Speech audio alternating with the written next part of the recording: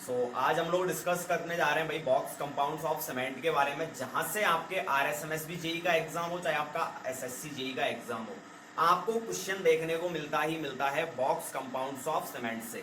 ठीक है, और भी जो स्टेट लेवल के जेई के एग्जाम्स हैं, आपको हर एग्जाम के अंदर बॉक्स कंपाउंड से क्वेश्चन देखने को मिल जाता है। सबसे पहली बात भाई, बॉक्स कंपाउंड्स का फॉर्मेशन किस तरह से होता है, ये बनते कहाँ से हैं? तो बॉक्स कंपाउंड्स जो है आपके, वो आपको मिलते हैं कहाँ से?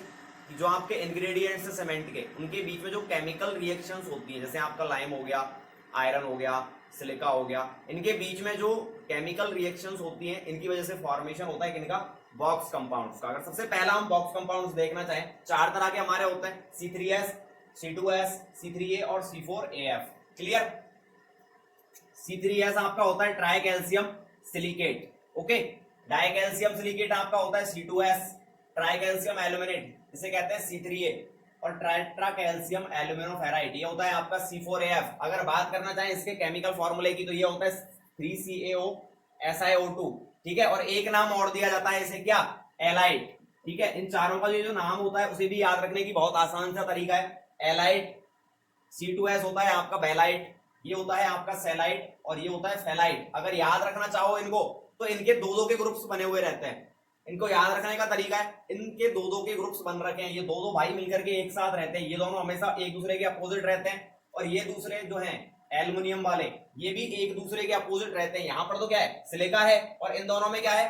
एल्यूमिना। तो सिलिका वाले अलग रहते हैं, एल्यूमिना वाले दोनों अलग रहते हैं। ठीक है, ये दोनों एक दूसरे के जस्ट अपोजिट होते हैं। मतलब ये फास्ट है तो ये क्या होता है? स्लो होता है। ये फास्ट है तो ये भी स्लो होगा, मतलब एक दूसरे के जस्ट अपोजिट। तो याद रखने की ट्रिक कौन सी है भाई? ये जो सबसे ऊपर लिखी हुई है, fast, slow, very fast and slow. इसका मतलब क्या है? ये आपका बताता है रिएक्शन विद वाटर। जो सीमेंट है आपका, वो वाटर के साथ में रिएक्ट किस तरह से कर रहा है। अगर सीमेंट आपका वाटर के साथ में फास्ट रिएक्ट कर रहा है, कब ज्यादा फास्ट रिएक्ट करेगा? जब C3S का कंटेंट ज्यादा हो। यूजुअली हम लोग कितना लेके चलते हैं इसका कंटेंट? 40%। ठीक है, इसका कितना लेते हैं? C2S का 32%, C3A होता है आपका 10.5% और C4AF आपका होता है 9%। क्लियर? अब अगर बात करें, ज्यादातर स्टूडेंट्स को कंफ्यूजन होता है कि ये वाटर के साथ कैसे रिएक्शन करता है, हाइड्रेशन प्रोसेस का किस तरह का होता है, हीट ऑफ हाइड्रेशन इसका कितना होता है। तो कुछ भी याद नहीं रखना, सिर्फ ऊपर वाली बात याद रखो, नीचे वाला सारा कुछ भूल जाओ, ये कोई फर्क नहीं पड़ता। अगर आपका सीमेंट जो है वाटर के साथ रिएक्शन किस तरह से कर रहा है? फास्ट रिएक्शन कर रहा है, तो सीधी सी बात है, हाइड्रेशन कैसे होगा? रैपिडली होगा। हाइड्रेशन कैसे होगा? रैपिड तरीके से होगा। Second point, heat of hydration क्या होगी? ज्यादा होगी। क्लियर सी बात है, हीट ऑफ हाइड्रेशन क्या होती है? वाटर की रिएक्शन सीमेंट के साथ जब हम लोग करवाते हैं, तो वहां से एक हीट और एक एनर्जी की फॉर्म में एक हीट प्रोड्यूस होती है, जिसे हम लोग हीट ऑफ हाइड्रेशन कह देते हैं, या फिर ऐसी हीट जो हाइड्रेशन के टाइम पर प्रोड्यूस होती हो, उसे कहते हैं हीट ऑफ हाइड्रेशन। अब हाइड्रेशन क्या होता है? सीमेंट का वाटर के साथ रिएक्शन। ये यहाँ पर कैसा होता है? रैपिड, मतलब एक फास्ट रिएक्शन करता है ये वाटर के साथ में। कौन सा कंपाउंड? C3S। क्लियर? अब अगर रिएक्शन फास्ट कर रहा है, तो सीधी सी बात है, हीट ऑफ हाइड्रेशन ज्यादा होगा। हीट ऑफ हाइड्रेशन अगर ज्यादा है, तो क्या हम लोग कह सकते हैं भाई स्ट्रेंथ जो है वो जल्दी दे देगा, अर्ली स्ट्रेंथ यहां से हमें मिल जाती है, क्योंकि अगर सेट जल्दी हो जाएगा तो स्ट्रेंथ भी हमें जल्दी से मिल जाएगी। ठीक है, अब यहां पर एक पॉइंट आपका अलग हो जाता है, रेजिस्टेंस टू सल्फेट अटैक, ये आपका क्या होता है? लेस होता है। क्लियर? तो ये हो जाता है आपका पूरा C3A का केस, सॉरी C3S का।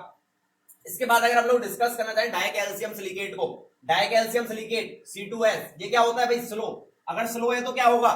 Heat of hydration come produce करेगा, हाइड्रेशन प्रोसेस का धीरे होगा, और अर्ली स्ट्रेंथ ना दे करके ये अल्टीमेट स्ट्रेंथ देगा। मतलब स्ट्रेंथ तो देगा ये, लेकिन बाद के दिनों में सीमेंट को ये स्ट्रेंथ प्रोवाइड करवाता है, जिसे हम लोग अल्टीमेट स्ट्रेंथ कह देते हैं। रेजिस्टेंस टू सल्फेट अटैक, इसका क्या होता है? ज्यादा होता है, सल्फेट अटैक को ज्यादा रजिस्ट कर सकता है। और हीट ऑफ हाइड्रेशन की वैल्यू यहाँ पर नीचे आपकी लिखी हुई है, सबसे कम इसी की होती है चारों बॉक्स कंपाउंड्स में से। क्लियर? तो ये जो है इसका जस्ट अपोजिट भी होता है कि यहाँ पर हाइड्रेशन क्या था? रैपिड था, यहाँ पर स्लो हो गया। यहाँ पर अर्ली स्ट्रेंथ अच्छी मिल रही थी, यहाँ पर हमें अल्टीमेट स्ट्रेंथ मिलती है। यहाँ रेजिस्टेंस टू सल्फेट अटैक क्या था? लेस था, यहाँ पर ज्यादा होता है। एंड हीट ऑफ हाइड्रेशन, ये अलग अलग इनका रेशियो यहाँ पर लेके चलते हैं। सेम ये का यही मामला आपका कहां पर आ जाता है? इन दोनों केसेस में भी। ओके, C3A एंड C4AF में वेरी फास्ट। वेरी फास्ट का मतलब है कि सबसे फास्ट रिएक्शन ही यही कर रहा है। मतलब अगर आपके एग्जाम में क्वेश्चन आए कि पहला कंपाउंड जो सीमेंट का जो वाटर के साथ रिएक्शन करे वो कौन सा होगा, तो कौन सा कंपाउंड होगा? सीमेंट का फर्स्ट कंपाउंड जो वाटर के साथ में रिएक्शन करता हो, वो क्या होता है? हमारा C3A। और बहुत बार आपके अलग अलग एग्जाम्स में क्वेश्चन आया हुआ भी है कि first compound of cement which reacts with water, cement का ऐसा कंपाउंड सबसे पहले रिएक्शन करता हो वाटर के साथ में, वो होता है आपका C3A। ओके, अब अगर वाटर के साथ ये रिएक्शन इसकी बहुत ज्यादा तेज है तो सीधी सी बात है हीट ऑफ हाइड्रेशन भी सबसे ज्यादा इसी की होगी। ओके, और अगर हीट ऑफ हाइड्रेशन भी ज्यादा इसकी है तो सबसे पहले सेट भी यही होगा। क्लियर? तो first compound.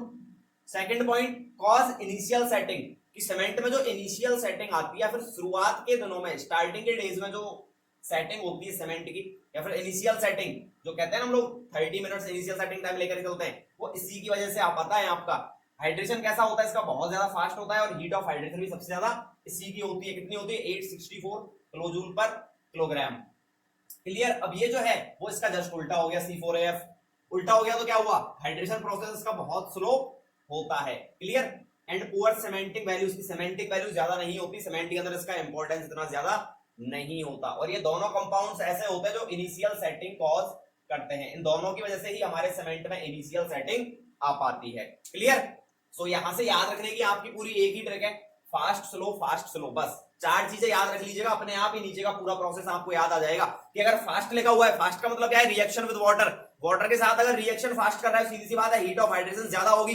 Heat of hydration अगर ज्यादा है तो हम कह सकते हैं कि जो स्ट्रेंथ आएगी वो भी हमें जल्दी ही मिल जानी है। क्लियर?